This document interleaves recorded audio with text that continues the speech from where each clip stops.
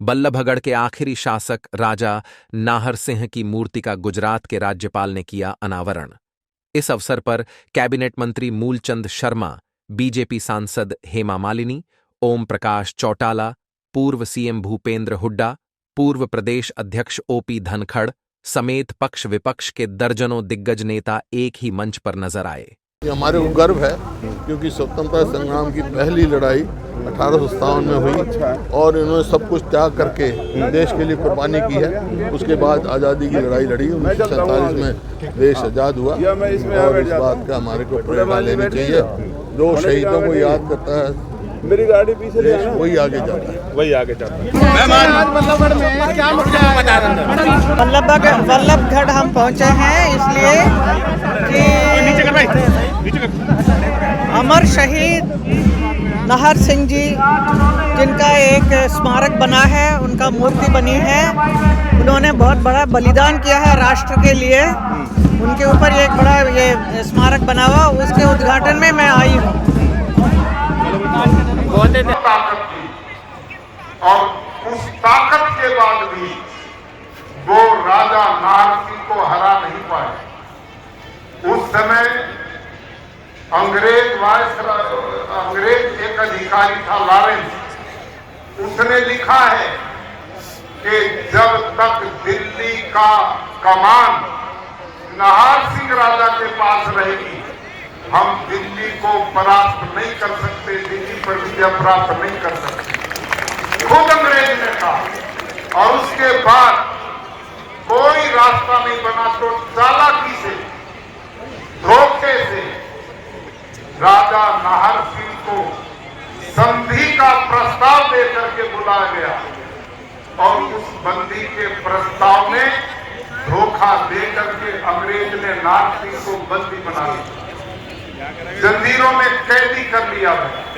और उसके सामने भी वही प्रस्ताव रखा कि आप हमारी दास्ता स्वीकार करो, माफी मांगो तो हम तुम्हें छोड़ देंगे। नाहर सिंह ने उसे स्वीकार नहीं किया।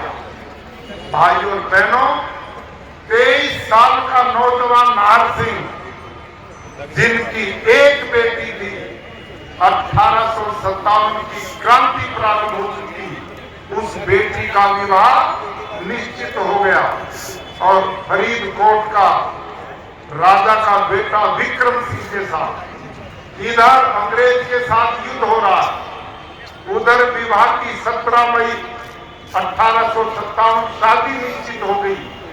मैं बेटी के विवाह को रचाऊं या इस देश की अस्मिता गौरव धर्म को बचाऊं?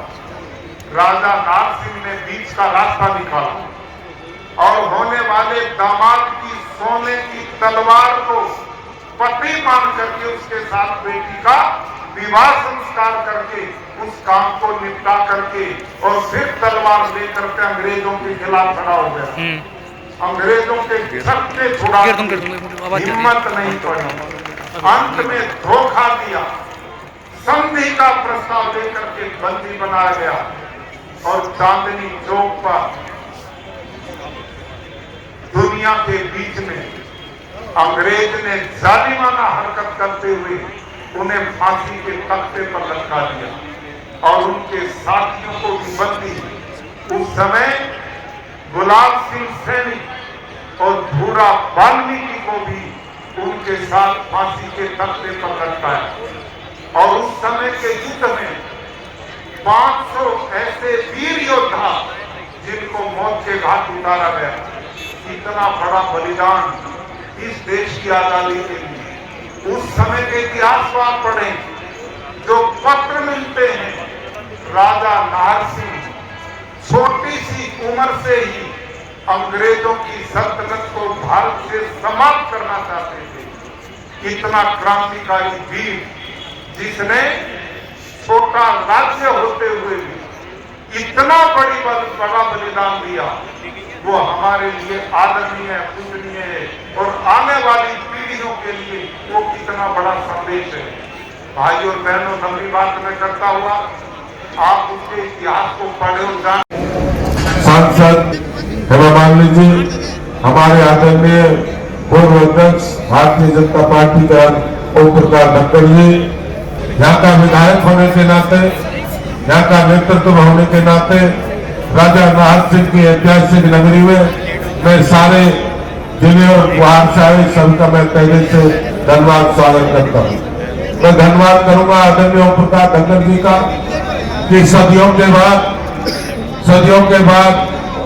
200 साल 150 साल के बाद राजा नाहर सिंह की ऐतिहासिक नगरी में आज नाहर सिंह का भाई सतबीर डागर जी ने नेता की मूर्ति की स्थापना उन्होंने एक मांगी, हमने 200 मीटर पे 2 तस्वीर लगाने का काम किया। 200 साल में इतिहास किसी को याद, सब भूल चुके थे हरियाणा में राजा नाहर सिंह की ऐतिहासिक नगरी को। ऐतिहासिक राजा नाहर सिंह ने 1857 में दिल्ली के दरबार पर फांसी के फंदे पर लटकाया। राजा नाहर सिंह के नाम से इलाके को जाना जाता है, जिन्होंने शहादत दी थी। मैं धन्यवाद करूंगा प्रदेश के मुख्यमंत्री मनोहर लाल जी का। उन्होंने एक ही संदेश पर कहा, राजा नाहर सिंह का एक नहीं मूर्छित 2 स्टैचू लगाने का काम, 2 तस्वीर लगाने का काम करें। ये भारतीय जनता पार्टी की परंपरा, रीति और नीति है। हमने शहीदों का सम्मान किया है। शहीद सबका है, शक्ति शहीद एक बिरादरी का नहीं, शक्ति बिरादरी के लिए शहीद होता है। मैं आज सभी का अपनी तरफ से भाई सतबीर जी को बहुत बधाई, मैं इस बात की बधाई दूंगा। और मैंने 11 लाख रुपए दोनों उनके संस्था को देने की घोषणा की थी कि सुंदर बने, राजा नाहर सिंह का बढ़िया सिंगर जुड़े। मैं अपनी तरफ से मैं तहे से धन्यवाद स्वागत करता हूँ। जय हिंद, जय भारत, जय राजा नाहर सिंह। 1000 लोगों को अंग्रेजों ने कोर्ट से फांसी दे दी थी और एक का स्मारक का आज हमारे पास नहीं है। ये वक्त ऐसा आया है, राजा नाहर सिंह के साथ हम गुलाब सिंह सैनी जो उनके साथ शहादत ली थी, फांसी के फंदे पर चढ़े थे।